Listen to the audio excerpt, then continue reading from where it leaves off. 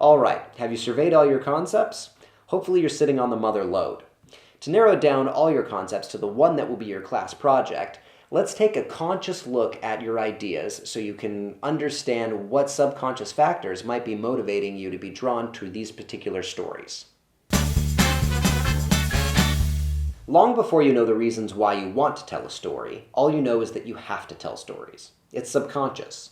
Art can be many things: expressions of one's own narcissism, cleverly crafted propaganda, one's attempt to be understood, interesting pieces of history, or what I think most films are, entertainment. Keeping this in mind, ask yourself, why even tell my story in the first place? It's a blunt, tough question. What's the point of you even doing this? As artists, we're usually gravitated toward ideas that we ourselves are interested in, and there's nothing wrong with that. If you're interested in it, then it's likely that somebody else will be interested in it too.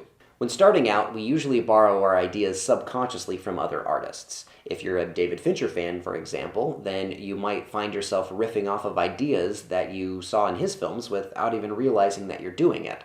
I recently did rewrites on a screenplay that I optioned about 10 years ago.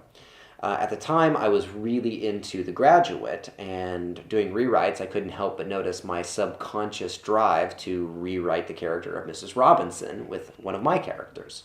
Don't get me wrong, homage is great, and many filmmakers have had very successful careers based on solely homage. As the old adage goes, good artists copy and great artists steal. However, know your homages. There's something to be said for being the grand jewel thief breaking into the Louvre rather than a common pickpocket. Now it's time to return to your vision quest. I'd like you to take out those log lines and assign a motivation for each concept as the reason why you want to pursue it. Are you making a subconscious homage? Do you want to share an experience with others? Do you want to help others? Do you want to make money, achieve fame? Do you just want to practice your craft? Is there another reason motivating you to do this? Once you understand clearly what your project is and why you're motivated to make it, you can set reasonable objectives. If you're just doing it to practice, then it's okay to make a small art film. It may not be a tour de force for the film festival circuit, but who cares? You were just practicing. And if you know this going into it, then you won't waste energy and money submitting to festivals only to be rejected. Let's muse upon success for a moment.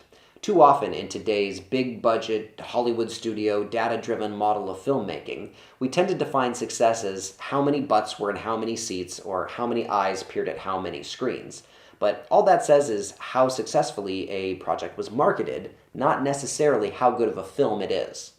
The famous Martin Scorsese is quick to point out, as anyone familiar with the history of movies knows all too well, there is a very long list of titles, The Wizard of Oz, It's a Wonderful Life, Vertigo, and Point Blank, to name just a few, that were rejected on first release and went on to become classics. Artistic successes and commercial successes are oftentimes not one and the same. Francis Ford Coppola made many films that you know about.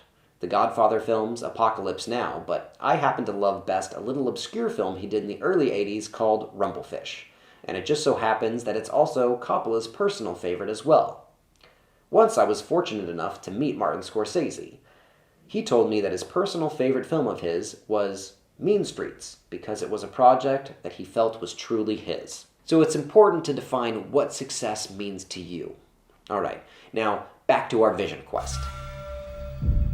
The second question I'd like you to ask about each of your concepts is, who am I making my film for? Who's your audience? Are you making it for yourself? Is it going online for family, friends, or would you want to go viral? Are there film festivals that might be interested? Are there any special interest groups that might back your film? Are there any producers who've already produced similar content? If the goal of writing your screenplay and making your film is external success rather than a sense of artistic success, then it's time to ask the next tough question. Is your concept highly marketable, or is it fringe? I believe that small films are just as important as big films, and likewise, not all films should be a soaring crowd pleaser where everybody leaves the movie theater going, yeah, that was pretty good. It's okay to make Rocky Road, even though vanilla will sell more units. But if you do take the Rocky Road, know what you're going up against. The film industry loves a surefire way to make money. And that's why films that are remakes, sequels, or based on books or comics are an easy sell. They already come in with a built-in audience attached, and it's likely that you yourself are a fanboy or fangirl enabling this dynamic to thrive. If you're lucky enough to have a successful franchise hidden somewhere underneath your armpit that Hollywood is just dying to get their hands on, then congratulations. But for the rest of us mere mortals, we need to find some way to continue to tell our stories while successfully gauging what the industry is looking for. At the time of writing this curriculum, strong female leads and films with a diverse cast are quite trendy, especially in the indie scene. Personally, I love this trend because it allows me way more freedom than, let's say, an older trend, teen vampire movies. It's important to understand trends, but not because you always want to follow it. If everybody is following a trend, perhaps the best way to differentiate your project is by doing something completely different. The last question of your vision quest is perhaps the most important. Is my vision achievable? Since the goal of this class is to end up with a screenplay that you can then turn into an actual film, you need to think about writing something that is achievable on a micro budget.